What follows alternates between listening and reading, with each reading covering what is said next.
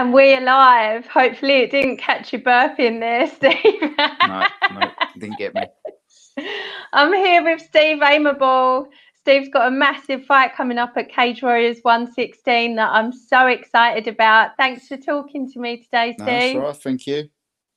And thanks for persevering with my tech issues. Yeah, and mine were a bit late, but we got there. Yeah, we're there. So, as I alluded to, you've got this big fight coming up at Cage Warriors 116 with Jordan. Yep. I'm going to mess up his name. Vucenic, I've heard it said, or Vucenic, I think somebody else said, but who knows? It's almost as good bad as fighter Aimable. though, isn't he? Yeah. Everyone I fight's good, so. This is true. He's an up-and-coming guy. He's obviously got a lot less experience than you. He's 5-1, but another good opponent for you. What do you think of the matchup? Yeah, it's all right. I think it's obviously there's a lot more in it for him than what it is for me. But obviously I'm too down now, so I need to get back in the win column and then start progressing and fighting a better rate. Or don't say that bad, but you know what I mean, higher ranked guys. Yeah. So I was going to come on to that later, but let's talk about that now because technically you're coming off of 2 losses, but the last one was I'll say controversial decision to Perry Goodwin. A lot of people, including you, thought that you won that fight. Yeah, I feel I've done enough in the third. It was definitely one apiece going into the third, but I feel I landed the more damaging shots, the takedowns. Although they weren't, successful keeping him down, they're still, dictating the pace of the fight. Changing the momentum, sort of thing. But it is what it is, sort of thing. Yeah. No point for me, I thought it was. Now. Yeah, exactly. Yeah, and you have to move on. That must make you. Not that anybody ever goes into a fight wanting it to go to a decision, but it must make you even more wary about a fight going the distance. Yeah, definitely. You always want to try and get a finish, but obviously everyone's so good nowadays, it is hard. Yeah. You just got to be that one step above your opponent, sort of thing, and we all want it, so that's all we're going to keep trying to go for is the finish. And if we can't get a finish, sort of thing, at least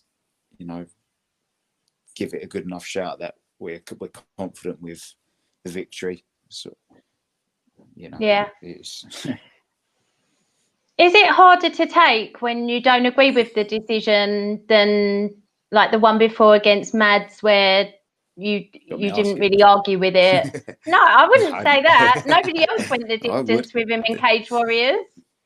Yeah, but I had only positives to take from that fight. So, but yeah,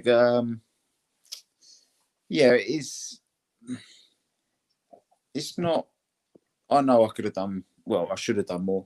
It was me that lost the fight. I didn't lose because I was, because Perry's a better fighter than me. I lost because I didn't do enough. Simple as that. So there's not really much complaining about actually losing. I felt I won the fight, but if I'd done a bit more, I definitely would have won the fight. Do you know what I mean? There was only a few bits in it that potentially the judges obviously saw that he done that I didn't. That gave him the win. So, Yeah. Yeah. And quite a few people have said that recently. Like I know Darren Till said that about his fight with Robert Whittaker. He looks back and just sees it was such a close fight that if he'd been very slightly more active, he maybe could have swayed some of those really close rounds. Exactly. It's all lifts and butts, isn't it? Everyone, you could do it on a fight you definitely lost. Oh, if I've done this, I've done that. It's, it's another learning curve, something to sort of scribble out your game and sort of, you know, be a bit more consistent with striking, all of this sort of stuff, and you know, at least definitely get the judges onto your side. Mm-hmm. So that's the downside of things that have happened recently, but it's all to play for in your division because the champion Mads Burnell has left and gone to Bellator, and on your card they're fighting for the vacant belt, Morgan Charrier. I'm looking forward to seeing him back in action, and it's a featherweight card at the moment because you've got somebody that you've beaten recently, Aidan Stephen, is on there against a huge prospect, Paul Hughes. What do you think of all the other featherweight matchups on the card? To be fair, I haven't really looked at it. I've only saw obviously the Morgan's fight and Aidan Stevens fight. Don't really know much about Morgan's opponent. I haven't really looked into it because there's nothing really to do with me at the minute. So I sort of don't really pay too much attention. But yeah, the Aidan Stephen and Paul Hughes fight should be a good one. Obviously, Paul Hughes hasn't really had a test at the moment. Sort of. Yeah, it's a big step up for him. Aidan is a big step up for him, but I think it all comes down to what Aidan Stephen turns up on the night, sort of thing. He's dangerous all over the place, sort of thing. He's got a good ground game, striking's good. So yeah, I know how to beat him, sort of thing. So it's one of them things. If Paul can manage to do the same, it could. It's a good fight all round, either way. So we get to see how good Paul Hughes is, or you know, see how good Aidan Stevens is. Yeah, I think looking at the division, and I know from usually I've got an idea of who I think you're going to fight next, or I've got like a couple of names who I think you're going to fight. When it came to this card, I didn't have a clue who you were going to get, and I think that just shows how the division's open and you're still right up there. Yeah, that's the thing. To be fair, I thought they might have tried me against Paul Hughes, maybe. Just thinking about it. But they wanted me versus Jordan for the last fight, because they were going to switch things around right at the last minute. But we said no because just of the position I was in on the weight cut and everything like that. So obviously they still wanted that matchup, and that's what they've done for this card. What do you think of this? Peter said, if Aidan wins his fight, would like to see you two fight again in the future, maybe a title fight. Yeah, I'll fight anyone. I can't. I'm in no position to pick and choose, sort of thing. I'm always down to fight anyone. To be fair, I don't really. It's a sport. At the end of the day, we've all got to fight everyone. There's no cutting corners. If you want to prove you're one of the best, sort of thing, get in there and do it. No point talking crap all the time. I can do this, I can do that. I'm going to beat them all, and then sort of running around the back to try and get to the top. How are you going to feel sort of at the end of your career? Think, oh yeah, I've got 15 wins, 3 losses, and then you look back and you fought no one, sort of thing. It's not really something to be remembered by. No, and it's coming up a lot. It's something we're having a discussion about a lot at the moment. Just how kind of irrelevant the actual number of your record is. Like, you've got to look beyond that to who these people have actually fought to see what that means, because you could have a negative record but only have fought the best guys, or you could have an unbeaten record but you've only fought journeymen. Exactly. So you'll soon get caught out in a bad way, and then all that, well, not really hard work, but all the effort you've put in for them years, exactly, you're literally, it's blown out of the water, back to the bottom, and then no one's really interested, and then it's pointless. You might as well just give up by then. Yeah. Peter says, good luck, Steve. Love your attitude to fighting. That's coming from a Scot as well. Thank you. I It's think just the a thing sport at the end of the day, a bit of fun. yeah, the thing I like about Cage Warriors is you don't really get. There are people who maybe get slightly easier, more favourable matchups for their skill sets, but it is hard to avoid. If you want to fight for a title, it is hard to avoid fighting really good people. Definitely. Like you think of the guys they put me against, you know, leading up to the Mads Bennell fight, like Aiden Stevens, who else would we have? Josh Abraham, all these guys sort of next big thing, unbeaten sort of thing, and a Decky, all these guys bloody 6 foot 6'1". Do you know what I mean? All really good guys. So I didn't have a easy run at all to get there, sort of thing, and that's the way I want it to be. I always look forward to your fights, not just because I train at BKK and I love everyone there, and I'm shamelessly biased about that, but because I always see your matchups and think that's going to be fight of the night, and I'm always right. You're always in exciting fights. My fights are good. I can't really think of many boring fights I've been in from amateur days, lead up all the way up to now. Just tough, gritty, get in there sort of thing. Whether I'm losing, whether I'm winning, it's always a scrap. It's never really boring at all. No. That's what we're there for. Who wants to be sort of hugging on the floor or sort of just tapping each other and like just trying to feel each other out for 3 rounds and then a quick burst for the last 2 minutes? You know, again, it's boring. You don't really get noticed much. You might not get matched as often. Just, you know, put on a good show, do what you can, and then, you know, good things will come your way. That's another reason why I think you're still very close to that title conversation, because they don't want to put dull people in those title fights, and they certainly don't want to end up with a really boring champion. Yeah, no, definitely. I'm trying to think if they've had a boring champion. They haven't really, have they? No. Scott Butters said, always game, always comes to fight, always a fan favourite. Cheers, Scott, mate. Hope you're doing well. And Chris said, they say a loss is a learning curve. What did you learn from your losses, and how will you adapt your game plan for this fight against Jordan? Well, if you look back pretty much from the start of my pro career, I won my first 2 by sort of TKO, and then it was a draw, and then I think I lost 3 on the bounce.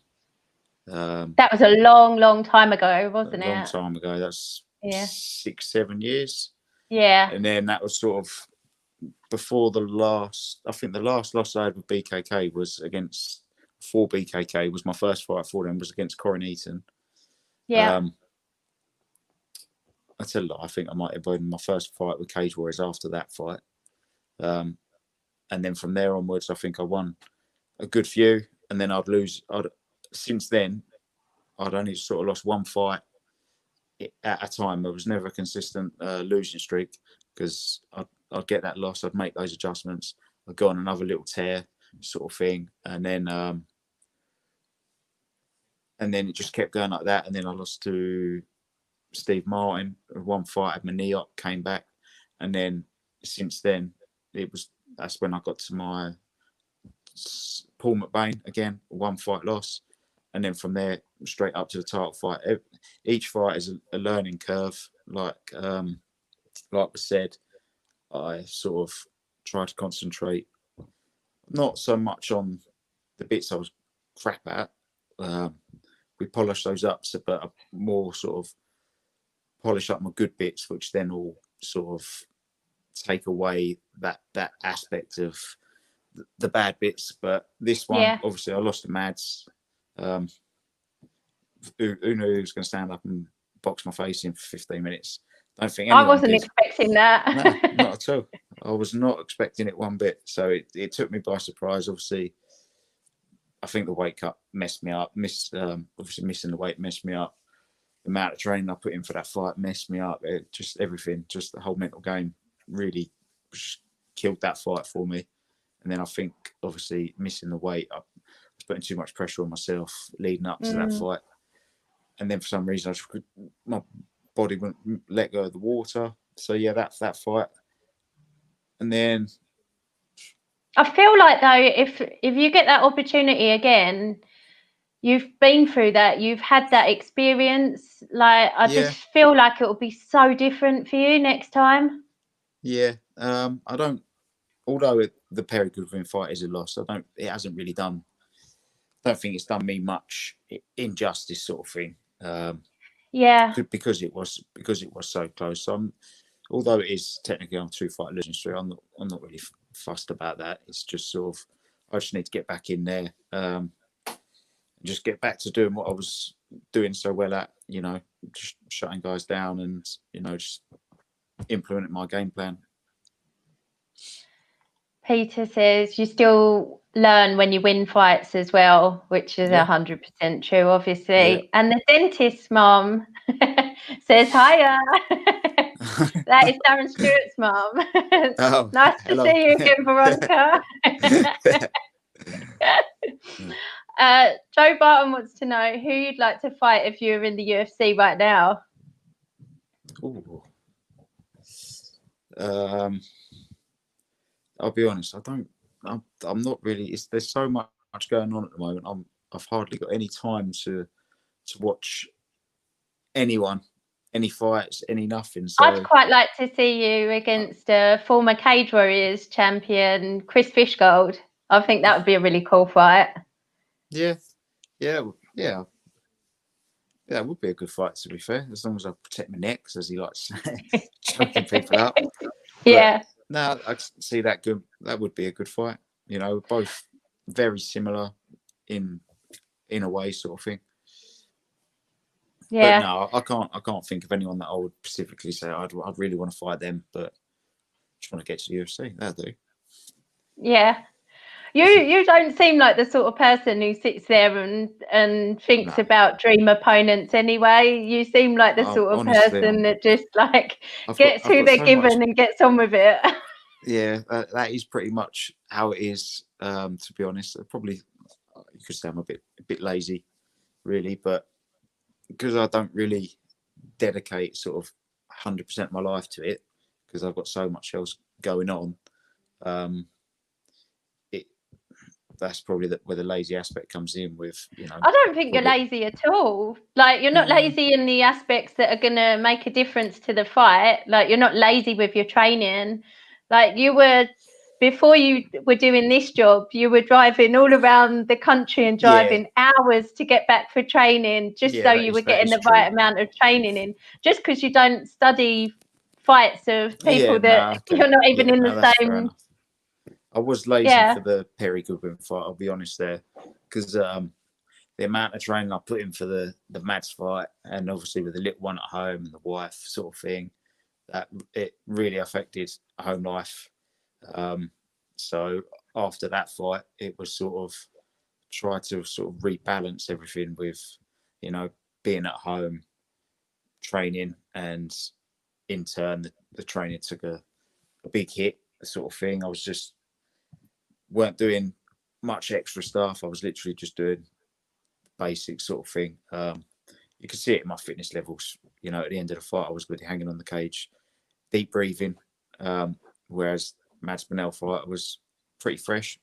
At the end of it, I wasn't really out of breath, although my arms were heavy and sort of from the weight cut and everything like that. But I wasn't, dying through exhaustion. But yeah, the Perry Goodwin fight, the fitness was nowhere near what it has been for the last 5-6 fights. So that's one thing we've been working on for this one, rebalancing everything, home life, training life, and sort of just trying to keep everyone happy.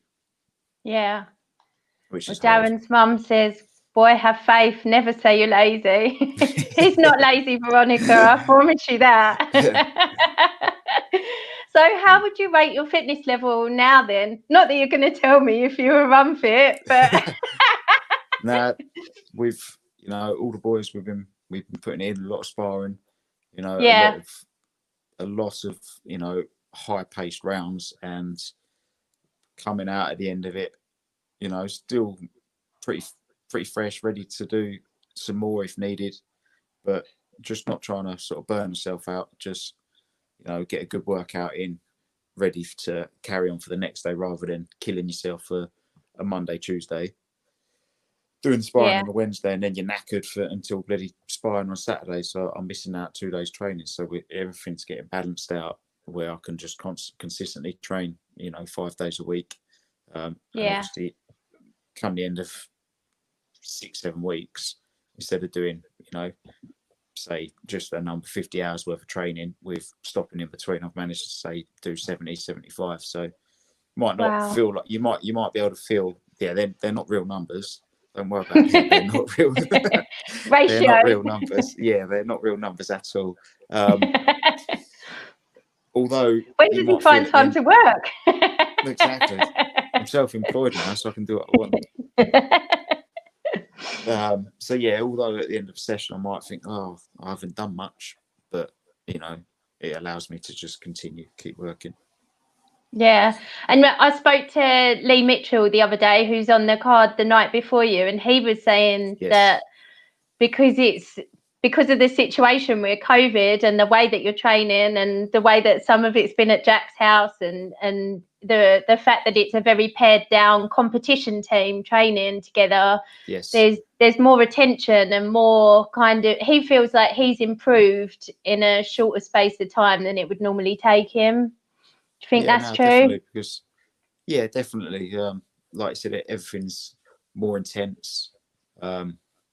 Everything's sort of structured to sort of 45 minutes to an hour's work, rather than sort of over an hour and a half, 2 hours.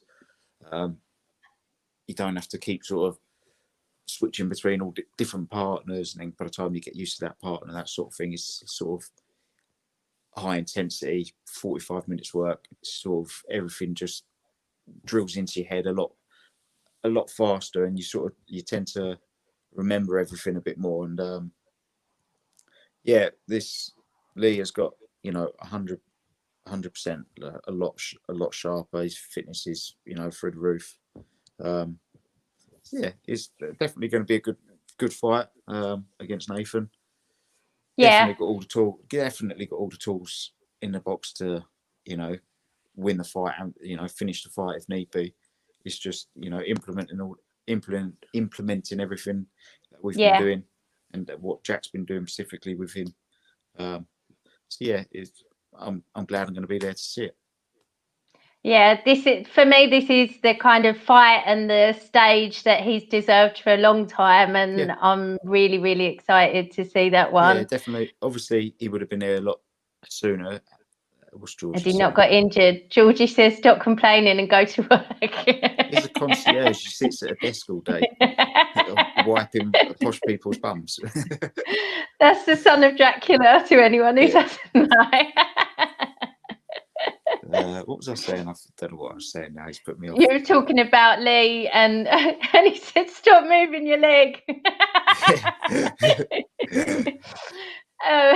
You were talking about Lee and the fact that he would have been at this stage a lot earlier had he not had that injury.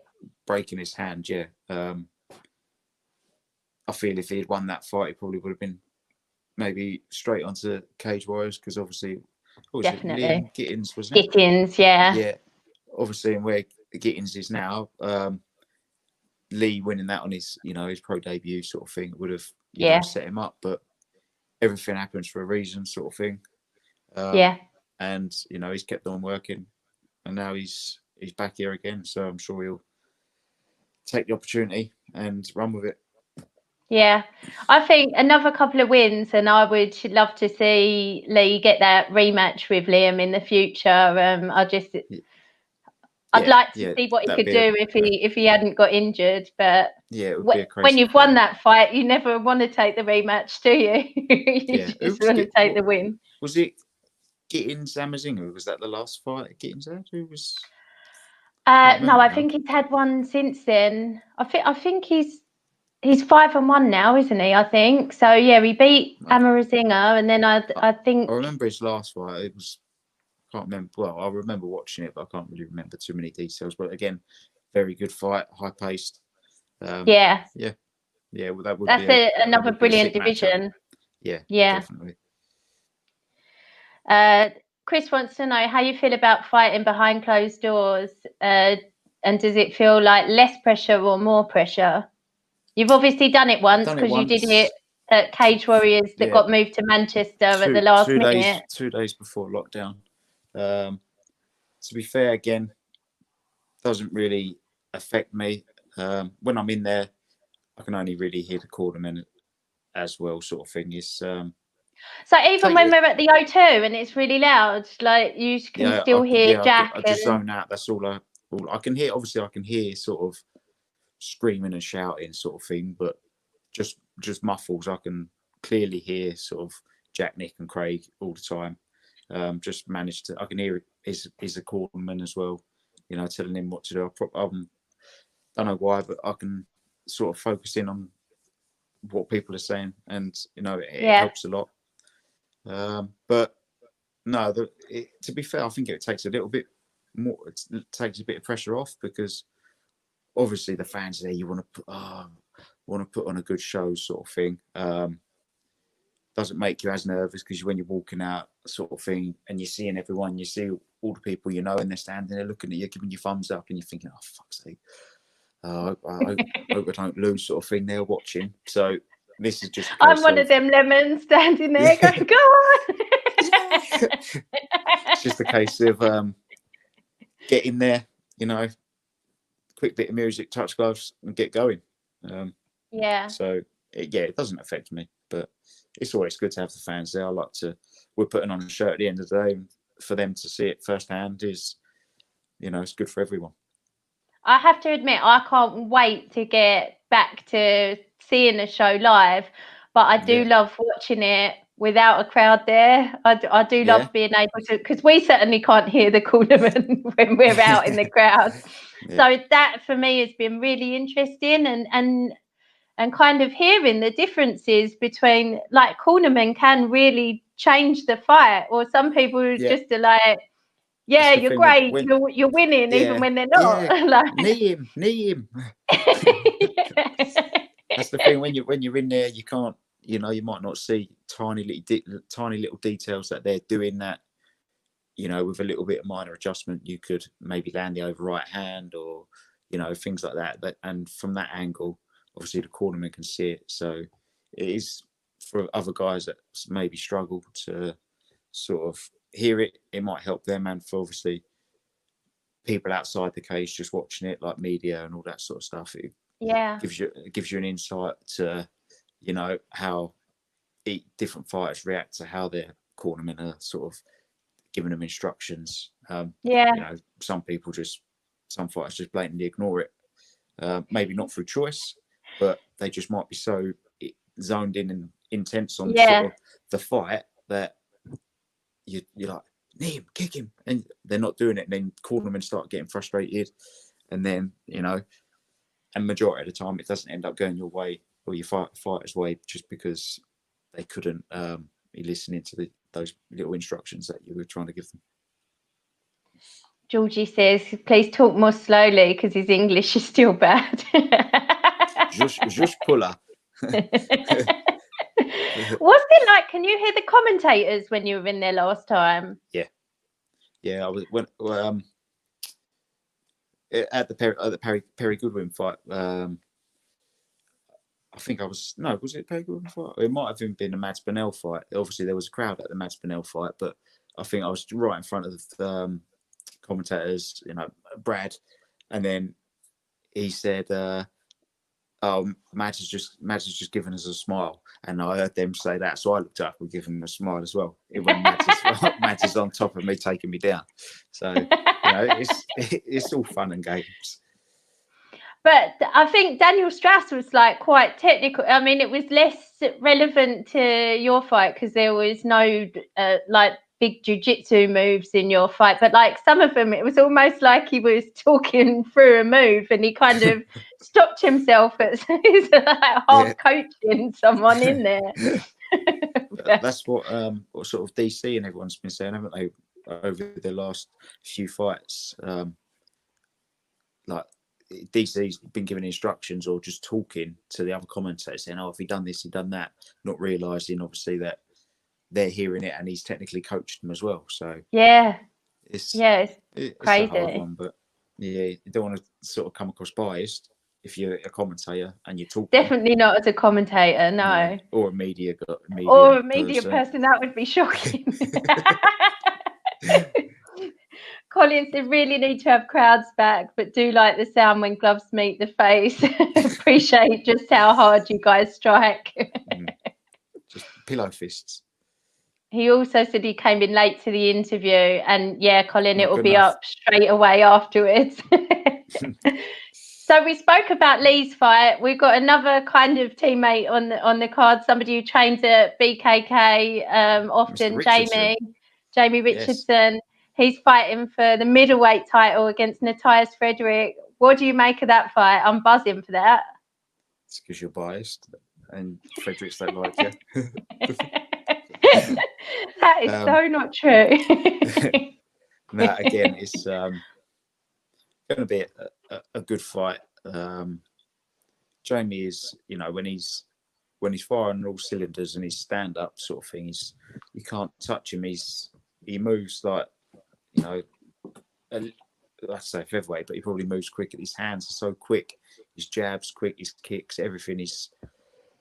He's so hard to sort of read as well because he's always feinting, switching stances. So if he can keep that in the fight, it should, because Frederick, he's quite wild.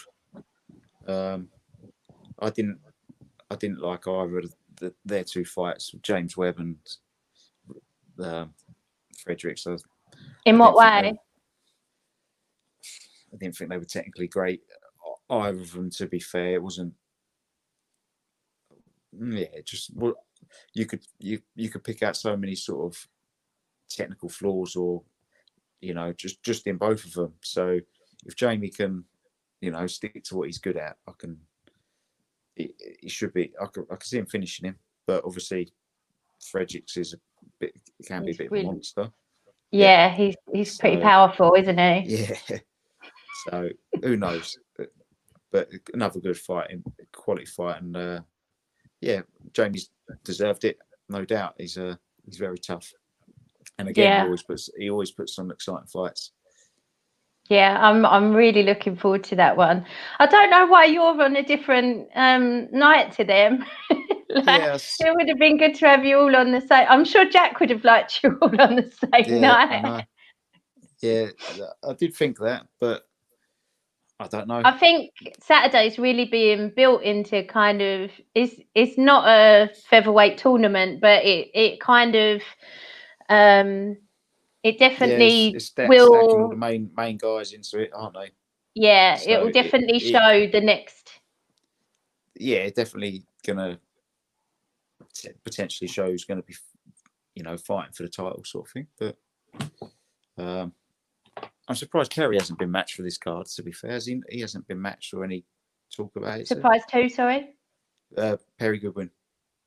I haven't seen a match up for him yet. No. I thought he might have got matched. To be fair, but who knows? He might be injured. You never know. Yeah, he might be injured because I haven't seen anything about that at all. But I guess like the fact that there's no fans there, some of the matchups are coming a bit later than we would normally expect, and I think you guys know for a while before they're announced. Yeah, I think I've known for maybe a month, 4 or 5 weeks, maybe a bit less. So I'm hoping, even though everyone that's been announced so far is like really good, I'm hoping there still might be a few more to come. Yeah, who else is out there that could be a really good fight that you think of, that you would want to see? Oh my God! Well, Do you know what? No they're really point good at asking giving me because I don't know the anyone. fights that I don't even know I want until I see them, and then I like wet myself. Honestly, the Lee's matchup with Nathan, I just thought that is just perfect. I couldn't think of a better matchup for both of them. I just think it's great, and I know exactly what you're saying about Jordan having more to gain from your matchup, but I think it will be a really exciting fight. And no, definitely. You know, I think he is dangerous, sort of thing. So anything can happen. Fucking, I can't even know what I'm saying now. All depends what Diddy Kong turns up in the night, doesn't it? And there's only one Diddy Kong, and he's gonna. Majority of the time, it's always a good one. Yeah, it's gonna be a great one. I've got no doubt in my mind about that. I think he's gonna want to take it to the ground. What do you think?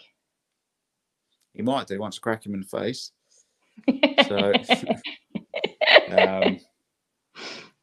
yeah, well, he might do. To be fair, he shot a few times against Cameron Doe, or Doe. I don't know. Yeah, I don't know how to say that either. But who knows? I think he might do. To be fair, yeah. But we all know my takedown defense is good. Rarely get taken down, to be fair. So. And I think the Mads fight shows as well, you can be fairly certain of somebody's game plan and then they go out and do something totally different. So got to be prepared for everything, haven't you? Exactly. That's it. It's MMA at the end of the day. You've got to be good in all areas. Otherwise, you might as well be a boxer. What do you... Mads looked like a boxer, to be fair. He did in that one. Well, what do you think of him going to Bellator? Because I've wanted him to go back to the UFC for something has obviously happened, hasn't it? What is it? Maybe his old management, but something's happened that they obviously don't like. Because everyone thought he was going to be back with him on the Copenhagen card. So and when they didn't call him up for that, I just thought something. If you don't get called up to your home city's sort of UFC event when you're smashing everyone in Europe, unbeaten since you left the UFC, and you don't get called up. His last fight in the UFC, he was beaten by another teammate of ours, Arnold Allen. But I think even Arnold would agree that he was losing that fight right up until he submitted him right at the end. So it wasn't like he was having a terrible fight. I never understood why Mads got cut. I would have liked to have seen him back. I even think Cage Warriors were expecting him to go back because you were announced for the card where you ended up fighting Mads. And he wasn't announced. It wasn't announced that you were fighting him for a while, and I thought you were going to be fighting for a vacant belt. Yeah, I thought that a little bit as well. I think I was asking Jack about the fight, and then I think there was some back and forth between him and Ian, sort of thing, and and then they just said, you've got the nod, sort of thing. Yeah. So. I wish him all the best in Bellator. There are some great fights for him there. I would have liked to have seen him in the UFC, but I think he's classy and he's a great guy. He's classy out the ring. He's classy inside the ring, sort of thing. Yeah. There's nothing you shouldn't like about Mads Spinell. Do you know what I mean? He's strange, very everywhere. Strange. He's funny. He's humble. It's It's what every fighter should be like. No one likes a loudmouth dickhead sort of thing. It's just sport at the end of the day. We're all there to have fun. He was lovely to me, even though he knew I was cheering for you as well. So Darren's mum back, Veronica, she said, when's your next fight? Because she came in late on the interview. She likes your face. Not many fighters' faces that she likes, and she's going to listen out for you. So Skinny at the Veronica moment is because I'm dieting. yeah. He's fighting My wife on don't like it. Saturday, the 26th of September, Cage Warriors 116. And it's against Jordan Vucenic. And Jordan, I apologise if I'm bashing up your name there. So your wife doesn't like it when you're going through your skinny phase, Steve? Nah, she doesn't like all the training anymore. It's I'm too absent, so it's sort of puts a lot of pressure on us. And yeah, when I start to lose weight, it comes off my face first, and she says I just look like a crackhead. And when I finish training and I've got all my hair sort of wet and sweaty, and it all comes down my head and it's all curly, and that just ain't a good look. But sometimes a bit of a bruise or two, a bit of a grey. She likes a tubby Steve. I don't like a tubby Steve. She can have that. She can have that when I hang up the gloves. And what about working? Because I know you're working now. Have you worked all the way through lockdown? Yeah, when customers call me up, sort of thing. I was daddy daycare 3 days a week because the wife was back to work 2 days a week. So, but I was just trying to squeeze in work on like Tuesdays and Thursdays, just like trying to cram everything in. I'll be doing like long hours, getting home late again, just from don't want to let customers down. But yeah, it's getting busier now, sort of thing. It's I've enjoyed it. I've liked lockdown, to be fair. Nice to have a little break from from all the training. Got to see little one almost like start walking a week before her birthday, sort of thing. All the little bits that I would have missed if I was working all day and come home. Oh, she's done this today. She's done this today, and I've missed it. So I've loved it. I didn't want it to finish, to be fair, but got to pay the bills. So there's definitely some benefits that I think we can all take from the situation and try and carry that through into whatever the future looks like. Definitely. I'm not one to sort of stress or overthink stuff. Everyone's going, oh, Corona, we're locked down, we're not doing this. Just get on with it. You can't change it by stressing. Just get on with it. Do what you got to do. Make the most of it. And but I've hasn't affected me one little bit, to be fair. Yeah. Well, I was thinking, Jack, like he's usually away. Jack Mason is usually away every single weekend, cornering someone in some country or some part of the UK. Like, it must have been amazing for him to be at home for this many weekends in a row.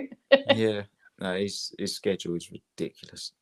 Yeah. Like, he's training with me and Lee and somebody others at 6 a.m. Then he's on his first conference call at just after 7.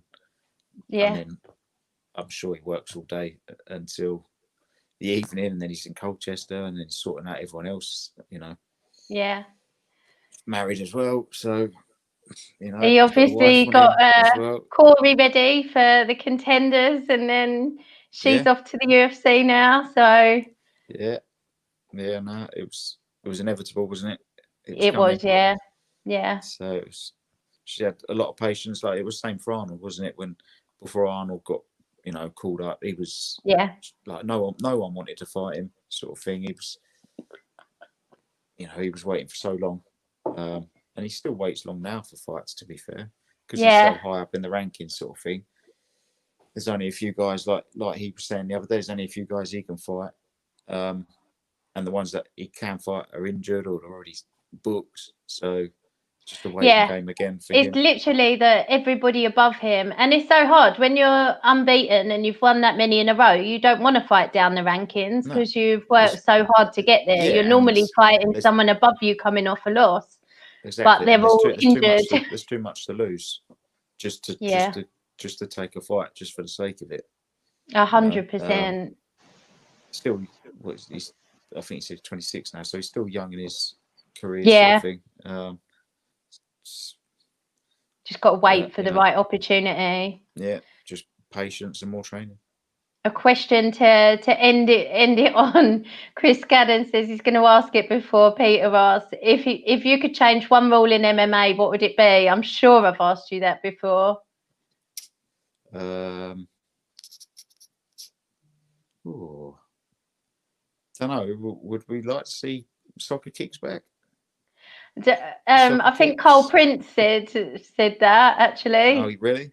Oh no, he might have said knees to the head for amateurs. But yeah, I've been hit with when I've been square on my back. I've been hit with a stiff elbow, which gave me one of my scars here. And to be fair, that's fucking hurt. Did it hurt at the time? Yeah. Did it? Wow. At the time. That was the first Cage Warriors fight in Jordan. Yeah. I was lazy on my back and he elbowed me in the face and gave me 5 stitches.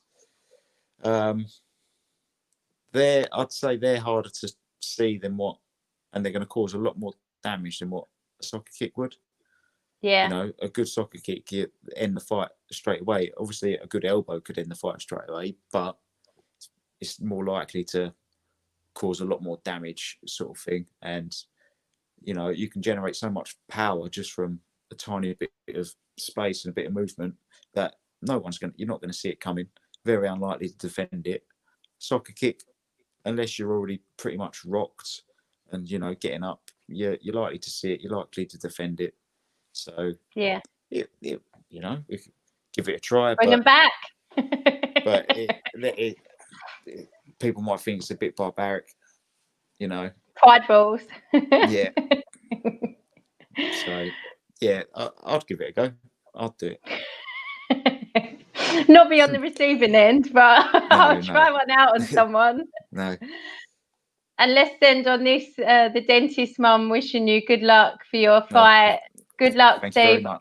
Appreciate it. Best of skill. There's no luck involved. I am so excited to see you back in there. It's been such a pleasure for me to like see all your stories and stuff, everyone training together, because I've missed you guys for 6 months.